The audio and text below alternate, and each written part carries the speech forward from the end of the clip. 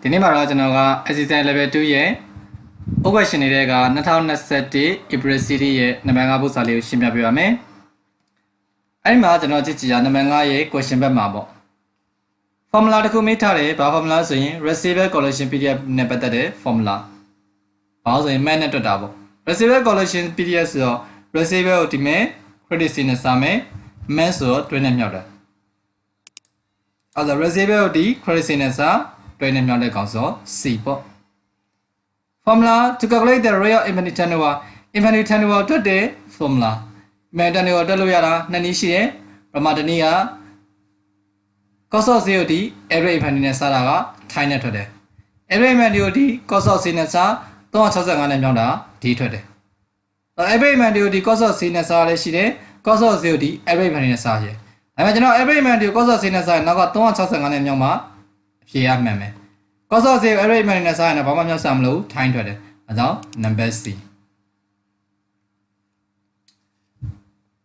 အဲ့မှာ H က provide the follow up information တွေပေးထားတယ် revenue ရဲ့ cost of sale ရဲ့ profit for the year ပေးထားတယ် formula ရေးခိုင်းတယ် formula ရေးလိုက်ပေါ့ကျွန်တော် gross profit ကိုဒီမဲ့ cost of sale နဲ့စား100နဲ့မြောက်ပေါ့ဟုတ်ပြီနော် gross profit ကိုဒီ cost of sale နဲ့စား100နဲ့မြောက် gross profit ကိုဒီ revenue နဲ့စား100နဲ့မြောက် profit for the year ကိုဒီ revenue နဲ့စား100နဲ့မြောက်ဆိုပုံစံမျိုးရေးမယ်ဒါ gross profit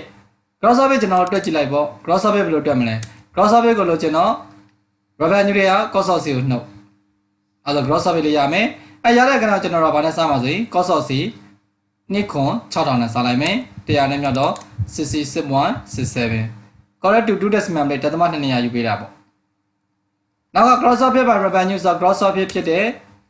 နောက်လို့ရတဲ့ကဏ္ဍကို revenue 46000နဲ့စားလိုက်မယ်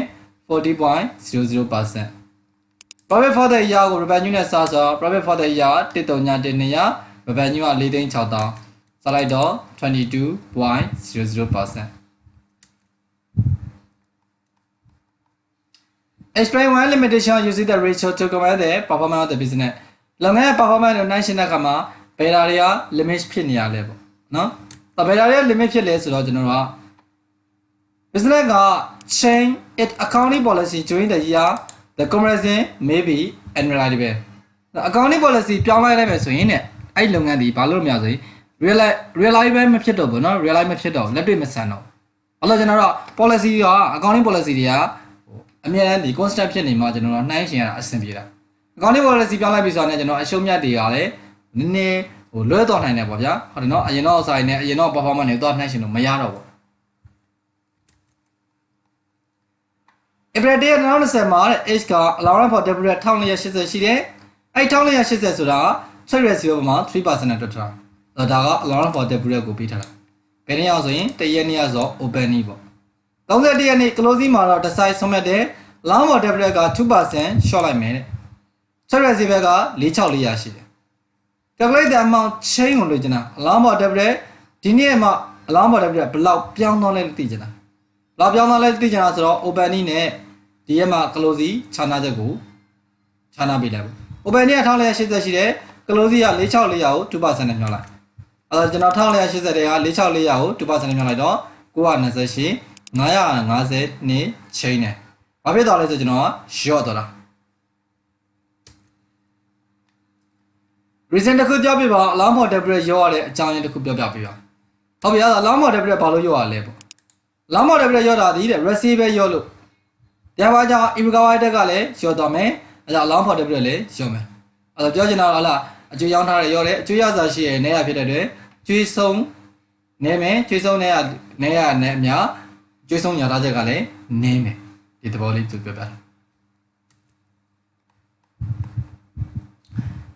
Assess the effect on the probability or liquidity of the degree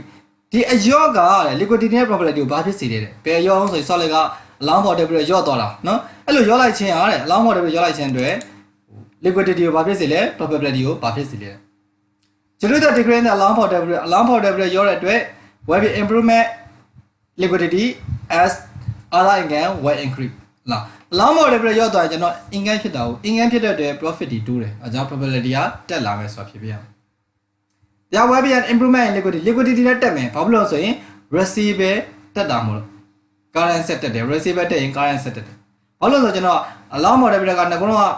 များနေရမှာနည်းသွားဆိုတော့လာ allow model နည်းရင် receive က